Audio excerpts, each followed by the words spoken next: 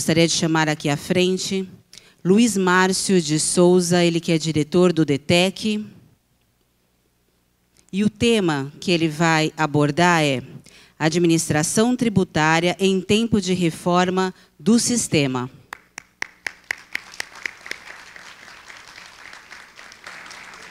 Ele que é diretor de Estudos Tributários e Econômicos da CAT, e a formação dele é em Economia e Direito.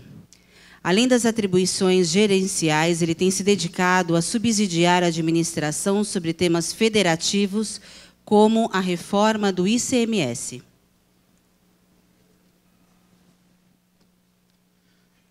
Bom dia a todos. Com grande satisfação que eu estou hoje aqui, também no papel de representando a própria coordenadoria.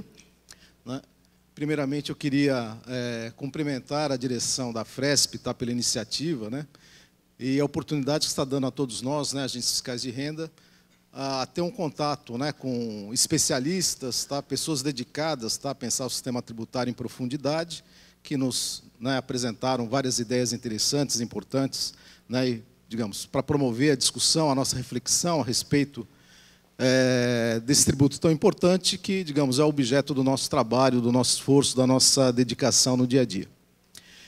Além desses cumprimentos, eu também queria agradecer, em nome da CAT, a oportunidade, o espaço que está sendo concedido para que alguns representantes da CAT, eu e outros colegas que vão falar em seguida, tenham a oportunidade também de apresentar algum aspecto que nós consideramos relevantes e trazer aos senhores que também no sentido de favorecer a reflexão, o entendimento maior a respeito do estágio em que estamos no sistema tributário e, digamos, os desafios que se apresentam para a administração tributária nesse ambiente turbulento.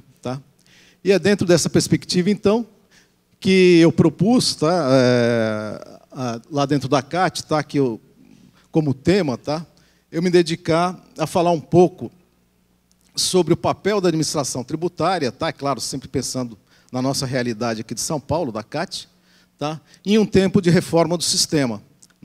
Digamos, nós dedicamos aí 2 dias nesse evento aqui da Fresp para pensar as possibilidades sobretudo as possibilidades ideais de reforma do sistema tributário brasileiro.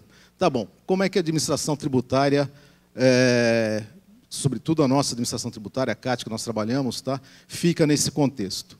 Então, eu vou procurar falar um pouquinho, É claro, impossível esgotar o assunto, embora tenha me concedido generosos 40 minutos, mas não dá para esgotar esse assunto nesse tempo. Mas vou procurar falar um pouquinho sobre a experiência recente da CAT, no debate interno que tem acontecido a respeito de possíveis cenários de reforma tributária, assim como o que se pensa sobre a articulação de propostas, e o trabalho da administração tributária na antecipação de possíveis medidas complementares que vão acontecer, necessariamente tem que acontecer se houver uma reforma do sistema. Então, como que nós temos que preparar desde já para um futuro que pode chegar a qualquer momento? Para tanto, desde já eu coloco para os senhores aí a ideia do que eu pretendo falar nesses 40 minutos. Falar um pouquinho sobre a reforma tributária, mas sobre outros aspectos, ainda bem, não vou, digamos, eu vou procurar abordar outros aspectos que talvez complementem, todas as interessantes palestras que foram faladas até agora sobre esse tema de reforma tributária. Como a minha área foi colocada, a Diretoria de Estudos Tributários e Econômicos, faz parte do nosso dia a dia trabalhar com números. Então, eu vou apresentar, quem estava sentindo falta disso, eu vou apresentar bastante gráficos, dados e coisas assim, que podem também dar um subsídio, complementar para os senhores uma ideia a respeito desse momento especial que nós estamos vivendo aí, talvez às vésperas de uma reforma tributária. Vou falar um pouquinho de propostas de reforma, o histórico. Nós vimos, por exemplo, propostas até muito boas, avançadas, do que seria ideal fazer em termos de reforma tributária. Talvez é uma tendência nossa da administração ficar um pouco mais, assim, digamos, na realidade. Então, vou tentar expor para os senhores rapidamente quais foram as iniciativas concretas, aquilo que de fato foi para o Congresso, foi discutido no Congresso a respeito de reforma tributária. Em contraponto, claro, essas propostas, a princípio, que eu vou apresentar para os senhores, são propostas que, digamos, promovem, de certa forma, um avanço do sistema. Pode não ser o avanço ideal, pode não ser o nosso IVA 3, né, o IVA 3.0, né, que foi a proposta do Eurico de Santos, tá? Mas essas propostas são propostas que avançam, tá, em relação ao quadro atual. E eu vou apresentar também o contraponto. Tá? Eu diria que existem várias propostas firmes no Congresso, tá, que, na verdade, fazem o nosso sistema tributário em sentido contrário, tá? Fazem ele retroceder e ficar pior do que ele é hoje. Existem várias propostas nesse sentido e eu vou falar um pouco a esse respeito. Passado, digamos, esse primeiro tópico da reforma tributária, eu vou procurar falar um pouco da relação da reforma com a própria administração tributária, em particular a CAT. Vou falar um pouco daquelas, digamos, aquelas tentativas, né, que a CAT sempre faz, é uma obrigação dela, tá? E a experiência que a gente tem adquirido a respeito de tentar antecipar possíveis caminhos que essas reformas vão e, digamos, como nós teríamos que agir de acordo com o perfil, né, de uma reforma possível. Vou falar um pouco da crise, né, embora a crise faz parte, afinal, né, do próprio tema proposto, né, aqui do evento, né, foi muito falado da crise, então vou falar se a crise atual é um novo obstáculo para que a gente avance, pelo menos no momento, né, em termos da reforma. E depois vou dar até um pouco de um recado, digamos, da própria coordenadoria, né, da própria administração, falando um pouco na aposta no avanço institucional. Tá? E eu vou falar, um dos temas que eu vou falar, por exemplo, tá, é um detalhe, vocês vão ver que é um detalhe, mas é um detalhe, acho que importante, que mostra, digamos, todo o esforço da CAT em tentar recuperar, resgatar um interessante instrumento de gestão, tá, que é o programa de metas, tá, da administração, que estava sendo, digamos, prejudicado por um desenho que foi bom num certo momento, pelo menos foi funcional num certo momento, estava deixando de sê-lo, tá, e envolveu bastante a CAT a esse respeito, a gente acabou chegando num novo desenho, tá, de como tratar o indicador de administração tributária, que eu diria que é o de receita tributária, que é o esteio desse programa de metas, tá? E que isso foi conseguido. Tá? Esta semana mesmo, acho que quarta-feira, tá, saiu uma resolução, não da Secretaria da Fazenda, mas de outros secretários, mas que, na verdade, foi uma iniciativa do secretário da Fazenda, cabe a ele fazer isso, tá? Fazendo uma ampla reformulação do nosso indicador de receita tributária, que tem a ver, então, com o nosso programa de metas e que, portanto, tem a ver com a nossa participação de resultados. Eu vou falar um pouco sobre isso. A gente conseguiu um importante avanço nesse sentido e, no finalzinho, eu vou falar sobre isso. Bom, a reforma tributária, vamos lá. Ela está sempre em pauta, né? Além, deu para perceber que tem estudiosos, creio que o próprio Eurico falou que há muitos anos ele se dedica a isso, o Bernardo Api também esteve aqui, o Fernando Rezende, então, nem se fala, né? Mas ele está sempre em pauta, inclusive no próprio Congresso Nacional, né? Não é só uma discussão acadêmica de especialistas, mas, digamos, o próprio coração, né, das decisões normativas no Brasil, né? O Congresso Nacional está envolvido com a reforma tributária. Então, vamos tentar, está sempre em pauta, vamos ver um pouquinho, né, fazendo uma lupa, né, o que está acontecendo a esse respeito. Eu queria falar um pouco, já que nós estamos, né, a crise é sempre um aspecto que é importante, faz parte do nosso cotidiano nesse último período, né, falar um pouco, tirar um pouco a visão do momento, tá, voltar a nossa lupa agora, o retrovisor, né, jogar um pouco para trás e tentar ver o ciclo anterior à crise. Tá? Por exemplo, o nosso ministro Levi tem falado que é o ciclo, né, de expansão das commodities. Bom, pode ser, mas eu vou falar tudo do ponto de vista da receita tributária. Na década anterior e até os primeiros anos dessa década, tá, o que se percebeu, aqui nós temos as 3 esferas, né, de governo, União, Estados e Municípios. Eu estou focando a receita tributária, aqui são os anos, né, desde 2001, e aqui nós apresentamos o crescimento real da receita tributária nas diversas esferas, aqui considerando todos os tributos, de União, Estados e Município, aqui o total geral. Tá? Os dados são deflacionados, né, para ter uma ideia de crescimento real, tem as diversas fontes. O que se percebe aqui? Tá? Taxas, eu diria que quase chinesas de crescimento da receita tributária.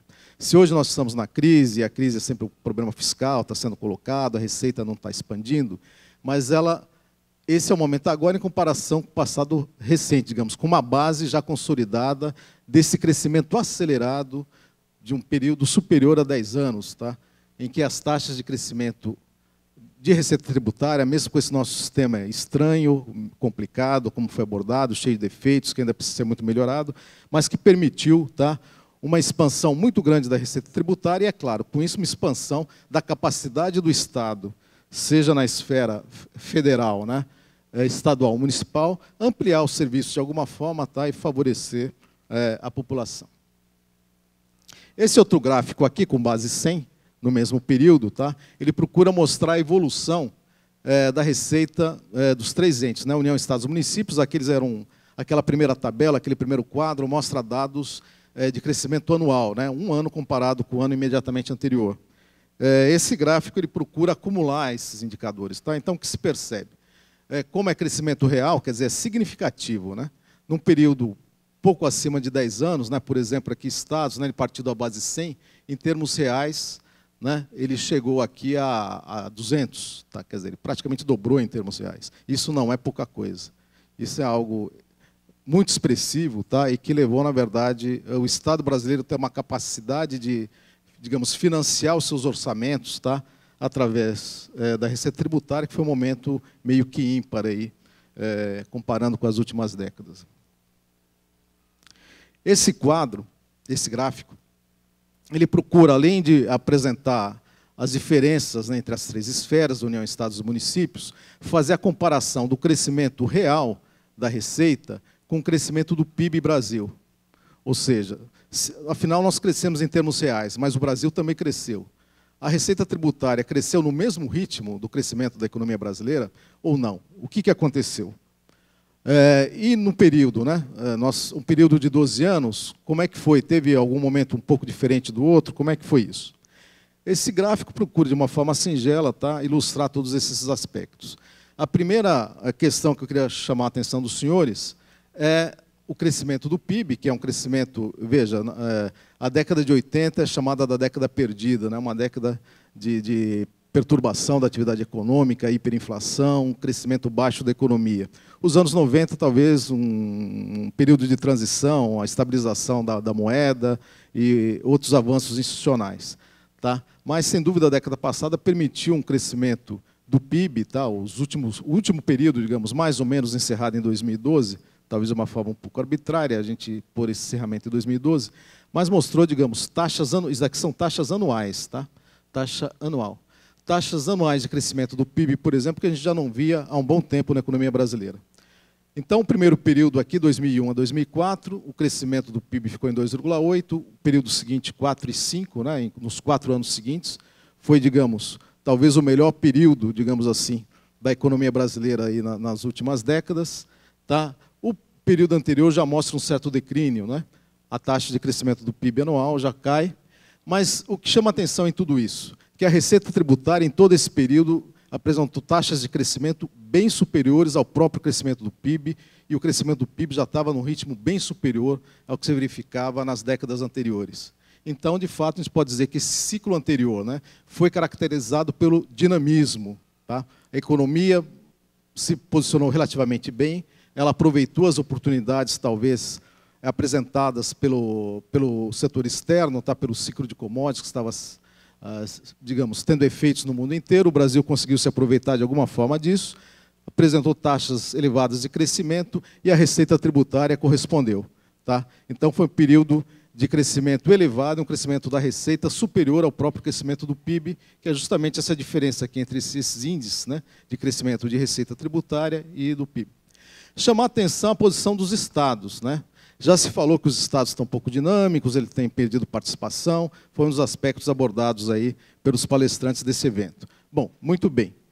De fato, os municípios, né, são destaque absoluto disso, tá? Mas tem que se levar em conta também que talvez eles tenham uma base pouco aproveitada, tá? Que justamente eles, digamos, tá pressionado até pelas demandas, né, que hoje tem os municípios em termos de oferta de serviços para a população, eles trataram de, digamos, né, melhorar, por exemplo, sua máquina arrecadadora, tá, seu sistema tributário, sua administração tributária e digamos, tiveram resultados expressivos.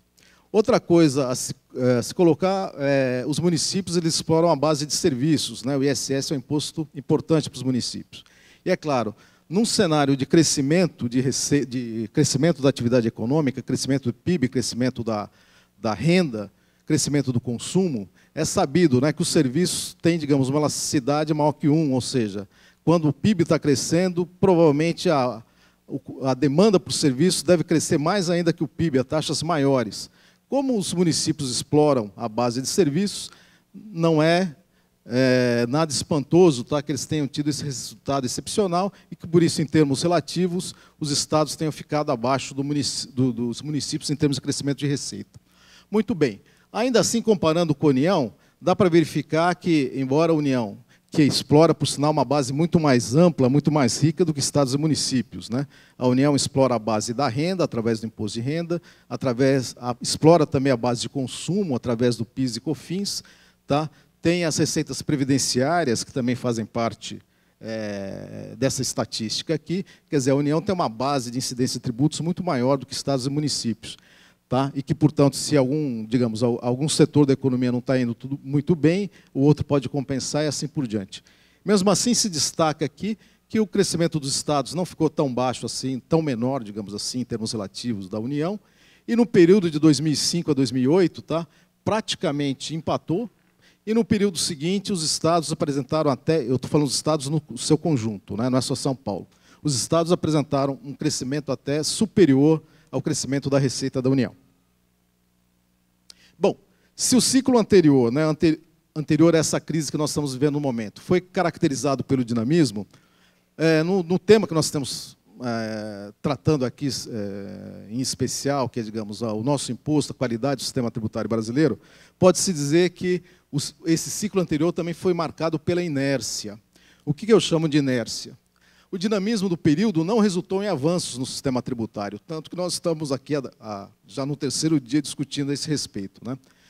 Diversos diagnósticos, tá, como, aliás, alguns dos palestrantes aqui foram pessoas muito importantes e ativas, tá, digamos, na construção de soluções possíveis a serem encaminhadas para decisão no Congresso Nacional.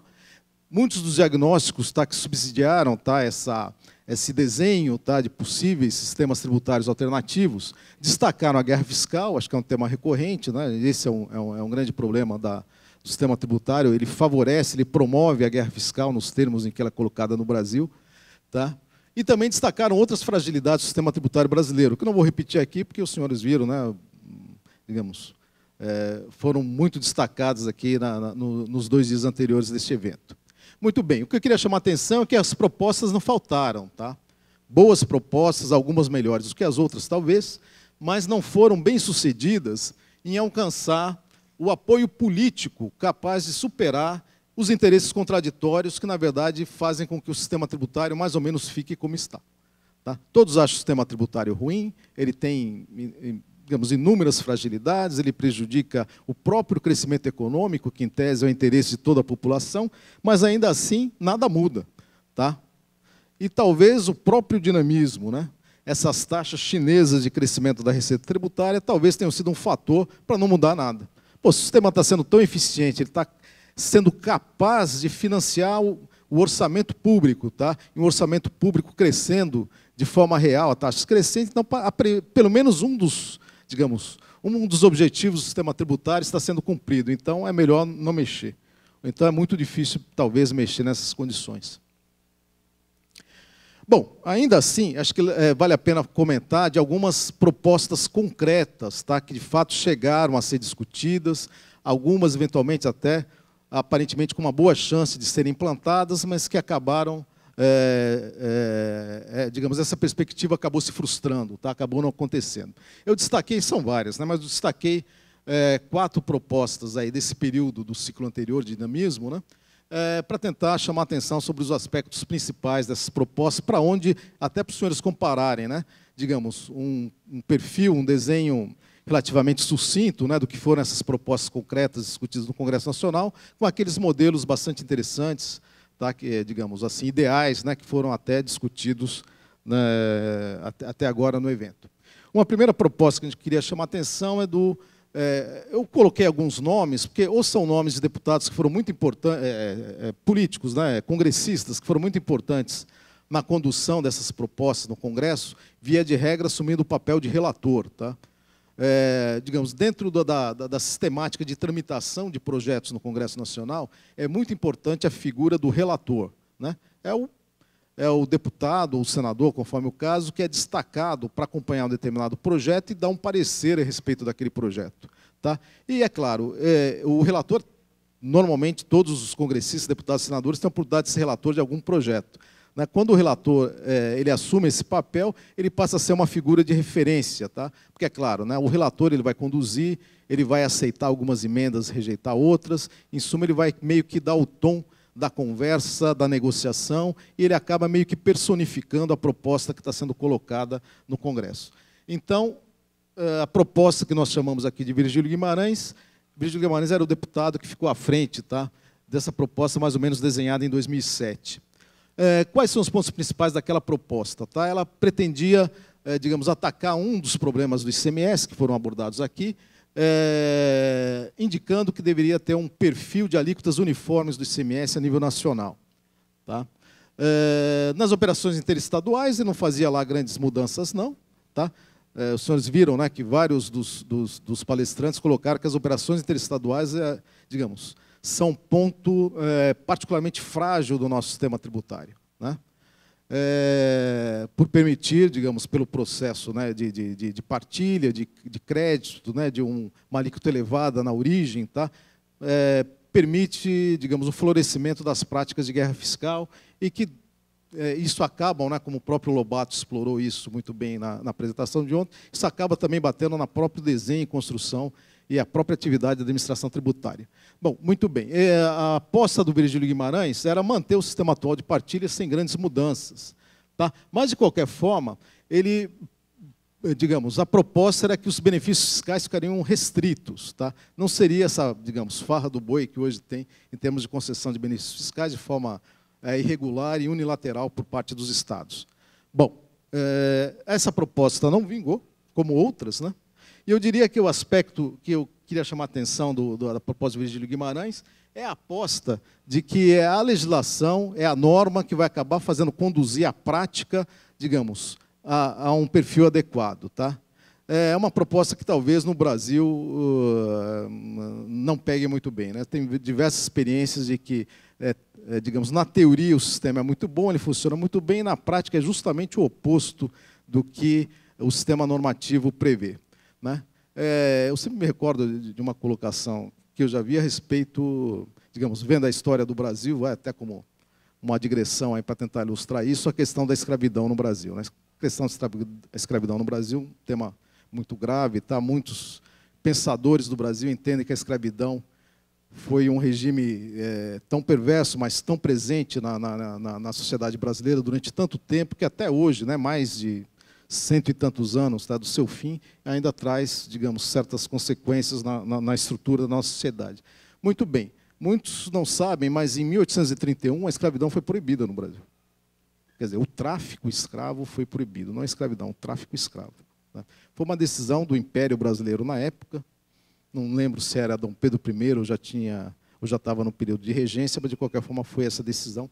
Quer dizer, então, desde aquele momento deveria cessar o tráfico de escravos no Brasil e, paulatinamente, é claro, né, com o amadurecimento da população, depois a morte e tal, né, digamos, a escravidão tenderia a diminuir bastante tamanho ao longo do tempo. Era mais ou menos essa a proposta. Bom, muito bem, nos 20 anos seguintes, e foi uma determinação legal, fazia parte do nosso ordenamento, do nosso sistema. Né? Bom, nos 20 anos seguintes, nunca houve um tráfico de escravos tão grande no Brasil como naquele momento. Foi o momento da expansão do café, da produção do café, primeiro na região que é hoje o Vale do Paraíba, né, do Rio de Janeiro, naquela região ali, para quem gosta, é uma região muito bonita, por sinal, é uma região de Mata Atlântica, né, que foi derrubada para expandir o café e tal. Bom, e o tráfico, né, totalmente ilegal, né, de escravos vindo da África, tal, para o Brasil nunca floresceu tanto como naquela época, né, todas as estatísticas possíveis estão indicação. Bom, então, quer dizer, e era uma norma que existia. Bom, outro aspecto, né? Muitos entendem que os grandes traficantes, que na verdade era o verdadeiro poder econômico, sem dúvida, tá? Mas além do poder econômico, o próprio esteio do poder político do Brasil naquela época. Né? Meio que o Império Brasileiro, mais ou menos, digamos, se concentrou em cima daqueles interesses, os partidos foram organizados, e, de certa forma, eles representavam os grandes interesses da época, tá, no qual estavam presentes pessoas que, em tese, estavam fazendo operações legais. Então, essa aposta do Virgílio Guimarães, usando isso, né, quer dizer, apostar que simplesmente a legislação vai fazer o nosso sistema tributário ser naturalmente de boa qualidade, é uma aposta, talvez, meio problemática. O Sandro Mabel, no ano seguinte, tá, ele foi o relator de um projeto que já era mais, talvez, digamos assim, ele tinha outras bases. Tá? Ele atacava o que muitos acham que é o problema central aqui da nossa guerra fiscal, que é as operações interestaduais, mantinha o esquema de partilha, porém, reduzia a alíquota interestadual para os atuais 12,7%, vamos dizer assim, para uma alíquota extremamente baixa, 2%, quase que prestigiando integralmente o princípio de destino, tá? Fazendo uma cobrança na origem, estendendo um crédito amplo no ICMS, né? Esse é outro defeito do nosso tributo, né? Ter um crédito físico, como se fala, né? Ou seja, restringe as oportunidades de crédito, né, para os contribuintes do imposto. Não. A proposta de Sandro Mabel era um crédito amplo e ainda propunha a convivência do atual ICMS, do atual, digamos, né, ele seria muito aperfeiçoado, né, um ICMS bem aperfeiçoado, convivendo com o IVA federal, que iria substituir as atuais contribuições, tipo PIS, COFINS, creio eu, não tenho certeza se o IPI estava também, né, nesse bolo. Bom, digamos, era um desenho mais ousado do que a proposta do Virgílio Guimarães, talvez mais próxima, tá, do modelo, digamos, ideal que foi discutido até agora, e que talvez, se fosse implantado com mais efetividade, para, de fato, nós chegarmos a um sistema tributário mais interessante, digamos, mais preparado para a sociedade que está aí. Bom, do ponto de vista do Poder Executivo, Sandro Mabel era deputado, na época, congressista. Né? É sempre importante alguém no Poder Executivo Federal, na União, né? Sobretudo no Ministério da Fazenda, digamos, fazendo a contraparte, né? Mais um promotor, digamos, de um projeto. Nessa época, quem fazia esse papel no governo federal é o Bernardo Api, né? Nosso palestrante que ontem esteve, fez tal. Era ele, mais ou menos, que pilotava dentro do Ministério da Fazenda essa proposta aqui que eu chamei de Sandro Mabel, e que também não foi aprovada. Dada a frustração, né? Aliás, é uma sucessão de projetos que não são aprovados, que não caminham. Né? Uma certa altura no Congresso falou, vamos esquecer essas iniciativas do governo federal, e vamos, porque todas elas, de certa forma, sobretudo essa daqui, era um patrocínio, digamos, do governo Lula na época, né? Assim como Lula, Fernando Henrique, também, de certa forma, em momentos anteriores, tinham patrocinado outras propostas. Aí alguém chegou e falou no Congresso, não, vamos nós, Congresso, fazermos a nossa proposta. Aí eles pensaram em quem? Pensaram no senador, na época, o senador Francisco Dornelles, que atualmente ele é vice-governador do Rio de Janeiro, mas na época era senador, já estava com mandato há bastante tempo, é uma pessoa muito conhecida. Entre outros aspectos, o ex-senador Dornelles era conhecido porque ele foi, durante muitos anos, o chefe da Receita Federal no Brasil. Foi justamente num período em que a Receita Federal teve, digamos, aquela figura do leão, né, muito popularizada. Né? A Receita Federal era o leão que, se você ficar ali à toa, o leão vai e pega você. E meio que o Dornelles meio que se identificou com esse período. E o Dornelles, no Senado, era tido como um grande especialista em tributos, ao menos, né, por ter sido, durante tanto tempo assim, o secretário da Receita Federal. Por sinal, depois ele foi ministro da Fazenda. Bom, junto ao Dornelles, surgiu uma proposta de também criação de IVA nacional, só que bem diferente. Tá? Porque essa daqui, a proposta de Sandro Mabel previa a manutenção do ICMS, todos os estados teriam seu ICMS, mas um ICMS bem mais ajustado do que o atual, sem dúvida, com crédito amplo e assim por diante, alíquota interestadual, mas um IVA federal paralelo, vamos dizer assim. A proposta do Dornelles, não. Acabava esse papo de ICMS, acabava esse negócio de PIS/COFINS, criava um imposto único, um IVA nacional. Tá? O nosso papel não sei bem qual seria. Tá? E é meio, né, não chegou a esse aspecto. Qual seria o papel do agente fiscal de rendas que cuida do ICMS? Bom, não sei.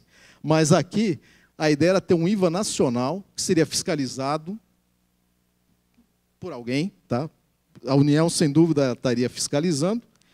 E o produto da receita desse IVA nacional seria distribuído para a União, estados e municípios através do mecanismo de rateio, que lembra mais ou menos o Simples Nacional, ou seja, tem uma arrecadação única e depois se distribui. É claro, os critérios seriam diferentes, bem diferentes, tá? Mas a ideia era uma centralização no imposto único. tá? Uma revisão profunda de competências tributárias e, é claro, vedação de incentivos fiscais de caráter regional, mesmo porque teria, digamos, uma administração, uma legislação única. Bom, os senhores veem, tá aqui, dentro daqueles modelos ideais que foram colocados aqui, que foram discutidos aqui nesses 2 dias, na prática, digamos, na prática no sentido de gerar um anteprojeto, né, para ser discutido no Congresso Nacional. Há várias variações em torno do mesmo tema, tá? Umas mais ambiciosas, outras, digamos, mais tímidas. Talvez a mais tímida de todas, nesses últimos tempos, seja a proposta que eu chamei aqui de Nelson Barbosa. Nelson Barbosa não é um congressista, na época ele era secretário executivo do Ministério da Fazenda, e ele ficou à frente, tá, do atual modelo de reforma tributária que a gente tem discutido aqui, que prevê uma alíquota interestadual de ICMS fixa, ou, quer dizer, inicialmente era para ser fixa, unificada em 4%, com um período de transição para nós sairmos da atual loucura de alíquotas interestaduais para esse nível aqui. Mas, na prática, acabou, digamos, no processo de pressões e contrapressões dentro do Congresso, tudo isso foi se desmanchando, tá? Essa alíquota que deveria ser única, já se previu uma simetria, uma alíquota de 4%, mas manter uma alíquota de 7% para os estados, né, do Norte, Nordeste, Centro-Oeste, negociação de cessões, o gás natural, ninguém entende porque o gás natural tem que ser uma exceção, mas estava aí, bom, e aí... bom, de qualquer forma, essa aparentemente tímida reforma, né, alguns dizem até que isso não é reforma, né, foi acho que mais ou menos o tom que o professor Fernando Henrique Rezende deu, mas se os senhores compararem aí com outras, digamos, propostas concretas aí. Bom, eu não tenho muito tempo, tá? Eu queria explorar essa proposta Mussademes, que, veja, ela é de 99, ela é anterior a tudo isso. Talvez seja, digamos, do ponto de vista dos estados, o primeiro... Na verdade, a gente estava antes daquele ciclo anterior de dinamismo, né? A gente estava um período meio esquisito, em 99. Pois bem, e aí se criou uma proposta que, digamos, aquele IVA 3.0 que o nosso professor Eurico falou, talvez se na prática a gente fosse colocar, a gente teria que pensar muito nesse projeto aqui. Tá? É o projeto chamado Mussademes, que foi o deputado que ficou à frente, né, centralizou isso. São Paulo se envolveu bastante com isso. Eu falei com o secretário, tive a oportunidade de falar com o secretário da Fazenda. O Lobato tinha mais presença, digamos, na discussão, né, Lobato, naquele tempo. Eu tive a oportunidade, em algum momento, de falar com o secretário da Fazenda de São Paulo naquela época. Ele falou, uma pena, porque nós tínhamos tudo para aprovar essa proposta. E eu diria que essa proposta é a mais avançada de todas. Então, se algum dia a gente tiver que retomar a proposta de ICMS aí mais ideal, então a gente pode pensar, ou, né, bater os olhos, né, dar uma olhada nessa proposta Mussademes, que eu não... Fica aqui os dados, né, fica o material disponível, mas não vou ter condições de explorar o que eu acho que é toda a riqueza dessa proposta. Só isso daqui, vai. Nas operações interestaduais entre contribuintes, a alíquota estadual será eliminada, ou seja, a alíquota zero para operações do ponto de vista do Estado nas operações interestaduais. Só que a alíquota federal seria acrescida dos pontos percentuais. Bom, isso daqui gera o que foi, até o professor Rezende chamou aqui em algum momento, o modelo barquinho. Tá? Tem um nome meio singelo, modelo barquinho, parece ser tributo, aparentemente um negócio tão sisudo, né? Todo mundo de paletó, gravata, para aplicar AIM, mas surgiu o tal do modelo barquinho. E eu acredito que é o mecanismo mais original e criativo que se bolou para fazer um esquema, digamos, de fazer o sistema tributário funcionar no Brasil, né? Que tem os estados, digamos assim, com alíquota interestadual baixa, consagrando o princípio do destino. Tá? Talvez numa outra oportunidade a gente possa explorar isso com mais detalhes. Agora, eu queria chamar a atenção agora o contraponto, né? Nem tudo é avanço, pessoal, no Congresso Nacional. Existem algumas propostas que eu diria que são francamente retrógradas. Tá? Existe um projeto que, por enquanto, está meio dormindo no Senado, tá? Mas vocês podem ver que é recente, ele é de 2014, né?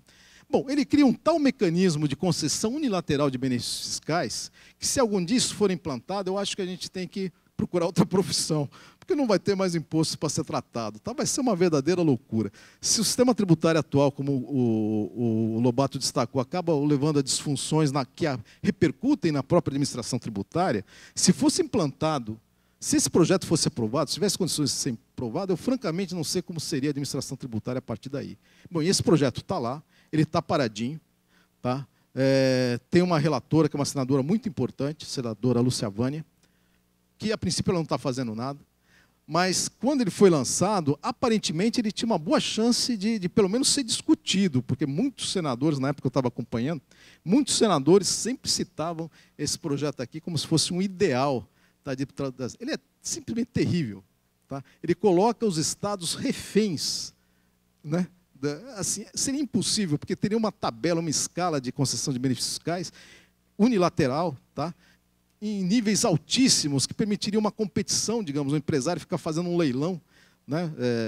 Isso seria natural, não estou falando nada, não estou demonizando os empresários, não. Mas é que na situação seria praticamente incontrolável você ter um sistema. Pois bem, esse projeto está lá meio paradinho. Tal. Aí você fala, está parado, né, Luiz Márcio? Ninguém está cuidando disso. Bom, o projeto melhor também está meio parado. Né? Então, parado por parado, está aí uma ameaça.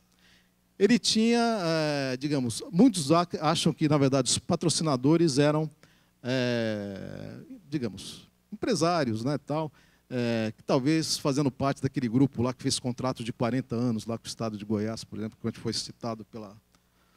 Um outro projeto também problemático é o... Bom, em tese ele é a solução. Esse projeto de resolução do Senado, ele reduz as alíquotas interestaduais. E a proposta que está em vigor, pelo menos que o relator atual está cuidando disso, é fazer essa redução no perfil definido pelo convênio ICMS 70. A princípio ele é bom, só que os contribuintes que hoje desfrutam de benefícios regulares manteriam as mesmas alíquotas interestaduais praticadas hoje, durante o período de 8 anos. É o que está no projeto? Não, ainda bem, pelo amor de Deus. Né? Mas essa proposta aqui chegou a ser discutida, porque eu vi sendo discutida entre senadores, assim como se fosse algo meritório que deveria ser levado em conta. Bom, se isso faz, mais uma vez, eu pergunto, o que é administração tributária, que a gente não teria como glosar crédito? A gente seria, digamos, um cenário dantesco, mas ele está lá. Não está, né, formalizado, mas está nas discussões do Congresso. Bom, rapidamente, vai.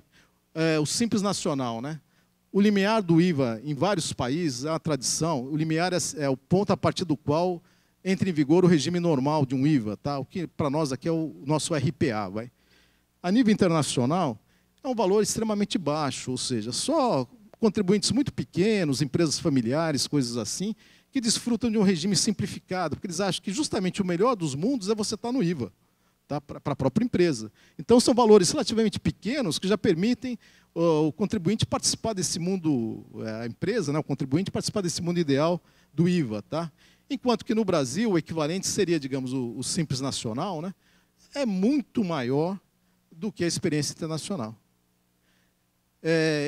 Os valores estão em dólares, quer dizer, no Canadá, uma empresa, isso são valores ano, tá? Faltou aqui essa especificação. Uma empresa que fatura 29 mil dólares ano, no Canadá ela já entra no IVA. Aqui no Brasil ela tem a oportunidade de ficar com 1,5 milhão de dólares, continuar no Simples Nacional, se ela optar por isso. Não é o melhor dos mundos. Né? Bom, esse 1,5 milhão de dólares que se transformou em 947 por conta do nosso dólar cada vez mais baixo, corresponde a 3 milhões e 600, que é o limite atual do IVA. Já tem uma proposta para aumentar esse limite para 14 milhões e 400. Tá? Só que ainda bem que, por enquanto, não vai mexer no ICMS. O ICMS vai ficar vinculado aos 3,6. Mas sempre existe essa oportunidade. Ou seja, são propostas que, na verdade, em vez de fazer avançar o sistema tributário, no sentido daqueles modelos ideais que foram discutidos, parece que retrocedem e jogam o sistema tributário para uma situação muito pior do que, na verdade, ele está hoje. Se a gente fosse usar uma metáfora futebolística, digamos assim, que nós tivéssemos 2 times, né? O IVA 3.0, um time novo, cheio de ideais e tal. Né? E um time mais antigo, cheio de manhas e tal, o ICMS menos 1.5. E se a gente tivesse no primeiro tempo, que eu acho que é mais ou menos a gente está, porque o jogo ainda não acabou, eu diria que para cá está 4-0. E não é para o IVA 3.0. Tá? Modelos muito piores é que estão avançando no Congresso. É claro que, como o jogo não terminou, a gente não espera que não chegue a 7-1. Né? A gente espera reverter, fazer uma virada nesse jogo. Bom, falar da administração tributária, o que eu queria chamar a atenção é o seguinte: a administração tributária se preocupa, a nossa CAT, né, tem se preocupado com isso, em tentar, desde já, antecipar o que vai ser uma reforma tributária, como que nós teríamos que agir. Eu só vou chamar a atenção de 2 aspectos. Tá? As operações interestaduais e o princípio de destino. Se isso, de fato, vier a ocorrer, e é uma discussão sempre presente, e provavelmente nós acreditamos que, na verdade, a gente vai para um sistema mais próximo do ideal, e isso vai acontecer em algum momento, a gente tem que se preocupar com o modelo de cobrança, eu chamei aqui de partilha, mas, na verdade, é destinação dos recursos. Tá? A solução simples, que é a mera desoneração das operações interestaduais, ela perturba a neutralidade do imposto e estimula práticas fraudulentas, vamos dizer assim. Né? Pô, o contribuinte, num certo estado, ele tem duas opções. Né? Ou ele compra a mercadoria interestadual que vem com alíquota zero, portanto, o tributo não está no preço, ou ele compra de um fornecedor local, com alíquota interna, tá, que provavelmente vai ser 18%, 17%, qualquer coisa assim. Quer dizer, há um claro estímulo, né, para fazer a compra, até por desoneração de capital de giro, fazer a compra interestadual e não a compra local. Seria uma verdadeira loucura. Né? O contribuinte de São Paulo compra do fornecedor do Paraná, o contribuinte do Paraná compra de fornecedor de São Paulo, fica lá os caminhões indo com mercadoria para cá e para lá, por conta disso. Então, a gente tem que ter algum mecanismo para isso. E a CAT tem estudado modelos, né, que permitem uma solução melhor do que essa mera desoneração. A CAT tem estudado modelos que passam por o que nós chamamos de câmara de compensação, que seria muito centrada na base de dados da nota fiscal eletrônica, que é uma realidade que hoje nós temos, nós não tínhamos no passado. A CAT estuda a presença de um tributo federal nas operações interestaduais, que é o tal do modelo Barquinho, né, que eu já falei um pouco aqui, o professor Rezende havia falado com uma certa, digamos, uma certa saudade desse modelo aqui, ontem também. Tá? E existem outros modelos, por exemplo, como generalização de ST para bens finais, antecipação do imposto devido para os insumos.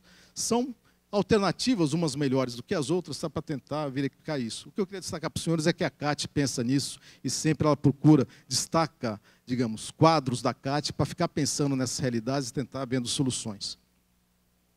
Um outro aspecto que eu queria chamar, esse é o último, tá? Que aí eu já estou me encaminhando para o encerramento, que eu já estou com o meu horário um pouquinho estourado, são a qualidade do imposto versus revisão das alíquotas. Tá? É uma realidade. Tá? Se eu adoto o crédito financeiro, como todos colocam que é o ideal, né? Todo contribuinte ele tem que poder se creditar de tudo, que acaba envolvendo digamos, a atividade econômica dele. Ou se eu substituo ICMS e ISS por um IVA amplo sobre bens e serviços, são ótimas soluções, sem dúvida alguma. Mas, em ambos os casos, se ampliaria a ampliação das hipóteses de crédito do imposto. Né? Imagine, por exemplo, hoje um pet shop. O pet shop não é contribuinte de ICMS, não vende mercadoria. Vamos assumir um pet shop que só lava cachorro. Né?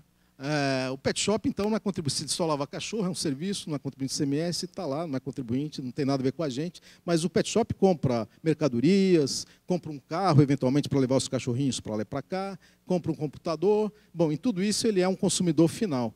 Tá? E aí o imposto que ele paga por tudo isso, ICMS, é um imposto que no final é recolhido mesmo.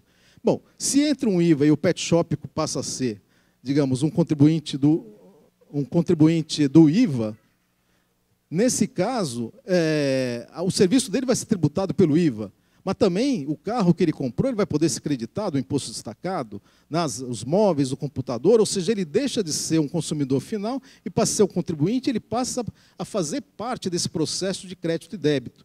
Então, o que eu queria chamar a atenção é que esse mundo é muito bom, só que eu teria que pensar na definição de qual é a alíquota adequada, né, para uma situação desse. Então, a CAT se envolve em estimar o ponto de equilíbrio, fazer variações de quais seriam as alíquotas ideais, as alíquotas necessárias para manter a carga atual, se houvesse uma ampliação das possibilidades de crédito do imposto num cenário de IVA ou mesmo de ICMS.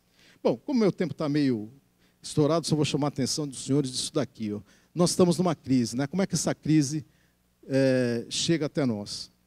Chega por taxas de crescimento do PIB negativas. Muito se fala aí tal, em crescimento do PIB, Brasil, menos 1, menos 1,5 e assim por diante. Essa curva do PIB Brasil, essa é a curva do crescimento real do PIB São Paulo. Tá? Desde 2012, quando a gente estava, digamos, em níveis positivos, né? Tanto no nível Brasil quanto no nível São Paulo. Bom, muito bem. São Paulo, a recessão chegou antes, tá? Antes dos números ficarem negativos no Brasil, já estavam negativos em São Paulo. E São Paulo, a recessão está mais profunda do que no Brasil. Nesse momento aqui, se o Brasil estava em 12 meses com PIB negativo de menos 1, São Paulo está com menos 3,5. Tá? Então, esse é um dos aspectos da crise que acabam batendo e que a gente tem que levar em conta. Isso acaba também afetando aí o crescimento das receitas. Olha só, o PIS/COFINS, né, e o ICMS, que são dependentes do nível de atividade econômica, esse ano estão com taxas decrescentes, taxas crescentes em termos negativos, né, cada vez mais negativos. É um aspecto da crise. E isso faz com que, ainda assim, nesse quadro, digamos, de dificuldade, de um sistema tributário ruim, uma crise econômica às portas, a administração tributária tem que se pensar, e ela faz, uma aposta no avanço institucional. Tá? Partindo do seguinte pressuposto, é inevitável o retorno do crescimento econômico, ela pode durar mais ou menos, mas uma hora o crescimento econômico vai voltar. A história pode nos ensinar muita coisa, né? Aqui eu quis dizer o seguinte, que digamos, as propostas de reforma tributária, na prática, têm fracassado, elas não têm chegado a seu termo. Mas isso não significa que isso é uma fatalidade, sempre vai ser assim. Tá? Provavelmente a gente está cada vez mais próximo de uma reforma tributária de boa qualidade que vai ser implantada em algum momento. Tá? E a administração tributária, então, a CAT ela procura tentar antever para onde vai, né, esses cenários possíveis, tenta dar probabilidades e busca da melhor forma influenciar todos esses aspectos. E é claro, nesse momento complicado em que você tem um sistema tributário em crise, nós temos também uma crise, digamos, de crescimento do próprio, né, dos indicadores de receita e tal, é importante a administração aposta nisso, manter conquistas e avanços. A informatização intensiva é uma realidade, é algo a ser reconhecido, nós temos muito a avançar nisso, mas, sem dúvida, nós estamos num patamar muito diferente. E, por fim, e aqui eu encerro minha apresentação, a administração tem se preocupado, nesse quadro todo, em fazer um avanço em termos de uma administração voltada a uma gestão baseada em indicadores e benchmarking. Tá? E eu chamo a atenção dos senhores o caso do indicador de receita tributária, que tem muito a ver com a nossa realidade do dia a dia, porque ele acaba fazendo parte, além de ser um indicador de gestão, é claro, né, sinalizar para toda a classe onde devem ser direcionados os nossos esforços, ele acaba sendo um indicador que faz parte também da nossa remuneração através da PR. Pois bem, tá? A administração esse ano, e eu sou testemunha disso, né, porque dentro da CAT eu sou destacado para cuidar desses assuntos, a administração fez um grande esforço para melhorar a metodologia da nosso indicador de receita tributária para tornar uma metodologia que seja razoável em relação ao cenário econômico. Voltando aqui, olha, digamos, a grosso modo, a nossa expectativa de receita tributária, que está no indicador da PR, ela era baseada no PIB Brasil. Ou seja, de acordo com a expectativa do crescimento do PIB Brasil, eu teria que ter um determinado objetivo de receita tributária. Muito bem. O PIB Brasil está caindo, né? Então, a princípio, ele não está nos pressionando. Só que, na realidade, o nosso imposto depende basicamente da economia, do nível de atividade da economia paulista. E ele está, digamos, muito mais pressionado do que a média brasileira. Então, se a gente continuasse utilizando esse indicador da forma como sempre foi, que a princípio até hoje não era problema, isso nos imporia uma meta de receita tributária que, nas atuais circunstâncias, eu diria para os senhores que seria praticamente impossível a gente alcançar. Tá? Então, a gente não teria como alcançar a meta, ficaríamos frustrados, e isso teria repercussão, por exemplo, na nossa PR. Tá? Bom, então, houve um esforço muito grande para fazer com que o nosso esforço levasse em conta a nossa realidade, que é o PIB São Paulo. E isso foi conseguido. Tá? A princípio é banal, mas não é. Tá? Para chegar até esse ponto, a nossa diretoria da ETEC fez estudos, apresentou propostas, levou à coordenadoria, na própria gestão anterior com o Cabreira, na gestão atual com o Luciano Miguel, foi bem avaliado, isso já faz algum tempo, não é de agora, na verdade, desde meados do ano passado, quando essas curvas começaram a descolar, a gente se preocupou com isso. Bom, e o secretário Vilela entendeu isso no primeiro momento, e veja, ele foi defender essa proposta junto aos outros secretários, porque aqui, digamos, na administração pública é assim mesmo. Tá? A nossa lei, se nós pegarem a lei, não me recordo agora, a lei complementar, qualquer coisa aí que cuida da nossa... Bom, diz lá que o secretário da Fazenda faz uma proposta, mas são outros secretários que tomam a decisão a respeito da metodologia do índice. Bom, o secretário Vilela foi um grande defensor da metodologia que nós propusemos. Por quê? Porque é uma metodologia razoável. Tá? É fazer com que o nosso indicador nos dê uma meta, ou, digamos, um desafio, levando em conta a nossa realidade, que é o PIB São Paulo. O resultado concreto disso foi publicado, creio que há 2 dias, no Diário Oficial, tá? Em que surgiu, digamos, a nova metodologia. Se alguém tiver curiosidade, é só entrar no Diário Oficial, não entra na Secretaria da Fazenda, porque não é ato do secretário da Fazenda. São de outras secretarias, Secretaria de Planejamento, Casa Civil. Bom, saiu a proposta que, veja, define essa metodologia, mas foi uma proposta da Secretaria da Fazenda. E sendo uma proposta da Secretaria da Fazenda, iniciou dentro de uma diretoria da CAT, por sinal, eu, como diretor, digamos, tenho uma responsabilidade nesse aspecto.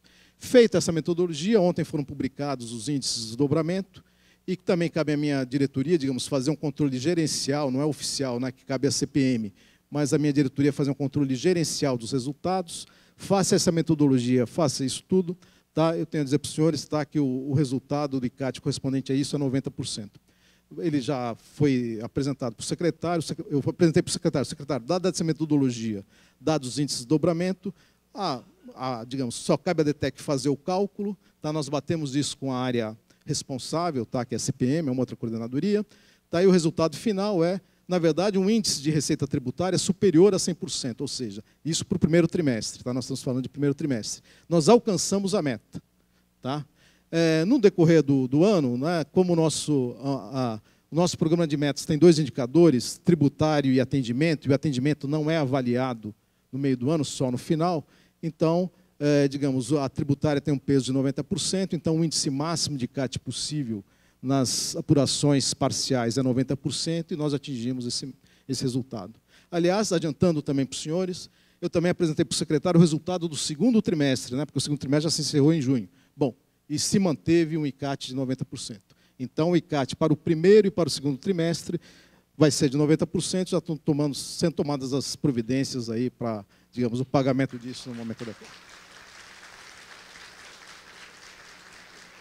Então, isso ilustra, então, digamos, o esforço, quer dizer, o sistema tributário, de fato, é muito ruim, há forças contraditórias, há forças muito poderosas tentando piorar o sistema tributário, tá, Lobato? Há forças enormes tentando fazer o sistema tributário qualquer coisa que a gente vai fazer sentir saudade do atual ICMS. Como era bom o meu ICMS. Tá? Mas, né, claro, não podemos ficar parados. A administração tributária não tem o poder de agir sobre tudo isso, e ela procura trabalhar com essa realidade, e ela procura fazer avanços nos diversos aspectos da gestão. Um avanço importante é essa parte de indicador, de programa de metas, e eu acho que nós conseguimos, digamos, com essas decisões agora publicadas, uma verdadeira vitória. Tá? Não foi fácil, mas nós chegamos lá. Tá, ok? Era isso, obrigado, desculpe, até os próximos colegas aqui pelo menos.